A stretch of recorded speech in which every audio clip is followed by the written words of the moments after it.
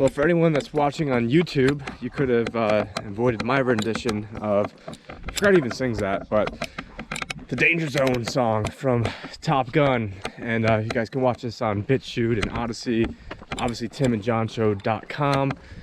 Sign up there for the email updates. But the Danger Zone, no, it's not referring to the Golden Corral fight that happened the other day. Beef over a piece of steak turns into this huge brawl involving 40 people at a Golden Corral in Pennsylvania. This cell phone video shows punches being thrown, chairs being tossed around. Witnesses say the mayhem began when a man got upset because the person in line behind him got his steak first. The kitchen staff tried to explain why one steak can take longer to cook than another. The man didn't get it, and this was the result. You know, part of the reason that I segue into this is, I mean, just imagine what is going to happen when there are actual food shortages, when, you know, all of a sudden, you know, the supply chain breaks down further, or massive inflation. We've got stories where 7 out of 10 Americans already today are living paycheck to paycheck. So what happens when the government, you know, shuts things down again, or there's some other black swan that happens, and all of a sudden, you know, people are going hungry? And so, I mean, at this point, at this stage of the game, you know, I would absolutely recommend getting food, you know, just anything on hand. I'm not making any money from this, but you can go to Josh Sigerson's whamsurvival.com, and I think he has different promo codes there, or actually just go there. I believe you just sign up and he gets some credit for that, so you get to help fund alternative media, and you get to feed yourself in the event that they start, you know, pulling something. And, you know, if you're at this stage of the game and you can't, you know, if you're going to be a liability wherever you go, I mean, you show up to some place and you've got, you know, a month's worth of food, or, you know, 6 months worth of food, I mean, then you are an asset to the community, and you're not going to be a liability. Because if you show up and you got no skills, got no food, got no weapons, you know, you better be making up for it in something. So, you know, it's at this point of the game, you know, I'll say right now, it's absolutely to not have food. And if you're offended by that, then, you know, hopefully you use this opportunity to get unoffended and to actually not act like a and get some food. Because at this point, you know, I can't imagine anyone that's watching me or is watching my videos for any length of time would actually, you know, be in a position where they didn't have any sort of food. And we're not talking like 3 days. I mean, you should definitely have 1 to 3 months. A great time for the leaf blower to go on right behind me. But, you know, definitely at this stage of the game, he'd be absolutely nuts. But what am I referring to when I refer to the danger zone? I'm referring to the 10-year treasury. Right now, or earlier, last time I checked, it was 1.93%. I have talked about the danger zones once we get over 2%. And it doesn't mean like the second we get to 2% that all, you know, hell starts breaking loose or anything. But what it does mean is that that's the time to start watching your back, as I'm, you know, over here watching my back. Luckily, the crazy guy in my neighborhood that attacked Josh Sigerson and I last year, almost exactly a year ago today, it might actually be a year ago today, he no longer lives here, so at least I don't have to worry about that. But anyways, we are rapidly approaching 2%. We're right there. Might even be at 2% by the time, you know, this ends up coming out. And really, when people talk about the stock market, they talk about the crypto markets, talk about financial markets, and usually when we talk about crashes, it would be a crash in the stock market. Well, really, the stock market is driven by the debt market. And right now we've got a hyper debt bubble. There's essentially no way for the Federal Reserve to ever really back themselves out of this. But to some extent, you know, I think I have used language before that the Fed is, you know, trapped from the essence of, you know, being at the inflection point now where they have to raise rates. But the thing is, I mean, essentially the last 14 years, whenever the Federal Reserve said that they're going to raise rates, they had inflation at 0. Well, now they have stated an inflation rate that's 300% higher than what they deemed that it should be at 2%. I mean, now it's at 7%. Obviously, we know it's much, much higher than that. And they are trapped. However, you know, if they're forced to raise rates, which they'll probably raise rates in March, and then I would then expect, you know, probably the stock market maybe to actually even go up on that. But then eventually, you know, maybe they've got to raise it again in June or July, and they're really reluctant to do so, but inflation still isn't where they need it to be. And then at that point, I'd expect the market, especially if they're pricing in 2 more rate hikes, to, you know, basically get to the point where they're going to try to find the Fed put. And what I mean by that is how much the stock market will go down before the Federal Reserve eventually has to acquiesce. And I don't know, I mean, I would say it's like in the 20 to 40% range, which you know, is a lot, but eventually in the grand scheme of things, you know, if they then take their balance sheet, right now it's 8.9, I think it's 8.89 trillion, basically right underneath 9 trillion. So actually we're going into a little tunnel right now, so hopefully you guys can see.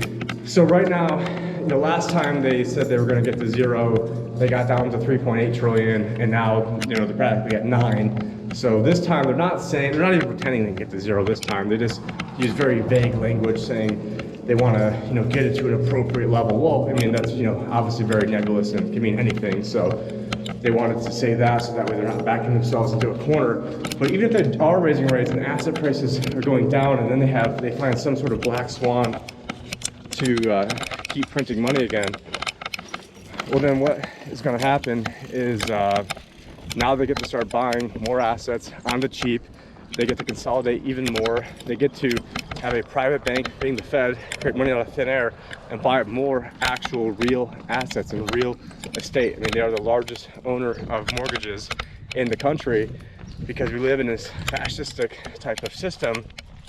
And, you know, what people need to realize is that the Fed, to some extent, even though they're trapped, printing money and getting people into debt is ultimately their end game, and that's what they're there for, and that's what they're going to keep doing, and it actually will end up, you know, in some strange way, actually benefiting them. It just comes down to, you know, how much of the, you know, real economy is going to, you know, suffer when this all comes to a headwind, and if people will, you know, correctly identify what the actual problem is and not just try to, you know, blame, you know, whoever, you know, blame white people or blame the Easter Bunny or blame, you know, capitalism. You know, that's, I'm sure, one of the things that will more than likely to get the blame. But, you know, when all this goes down, I mean, they are in a system where ultimately they're going to choose inflation over deflation. They're going to choose inflation over having the stock market be in a period of, you know, 10, 12, 13 years of no return. And there have been several periods, like the early 1900s.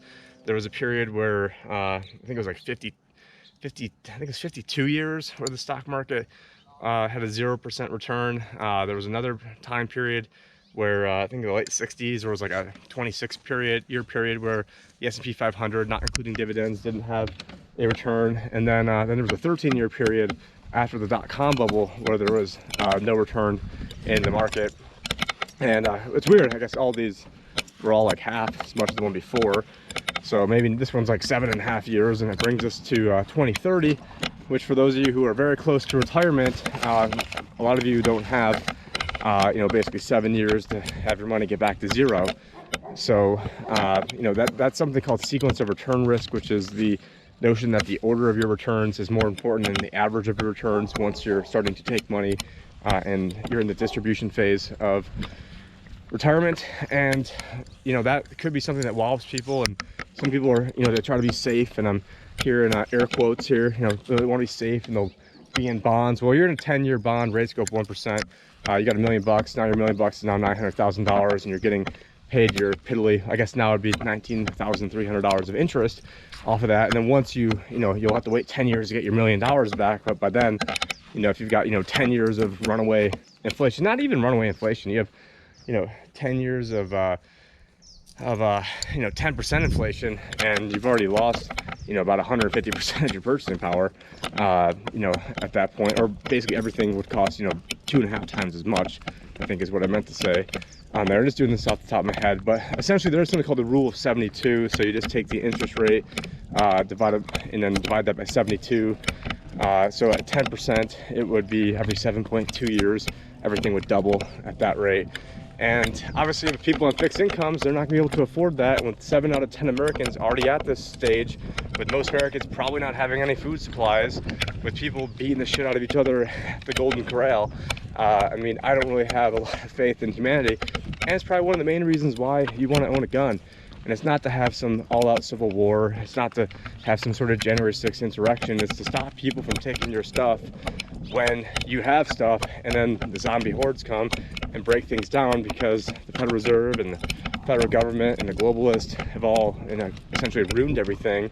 And so, I mean, this is the danger zone for several different reasons. I mean, obviously we've got, you know, jabs going on with, there's a lot of data that has been, coming out, and I believe Pfizer just recently, I don't have this in my notes, brought to you by I saw Pfizer. Pfizer, they added some language to their, some of the, I don't know if it's like a shareholder prospectus or it was some sort of investor briefing where basically the language is something to the effect of, results from preclinical and clinical trials that becomes public could, have adverse effects on basically our sales.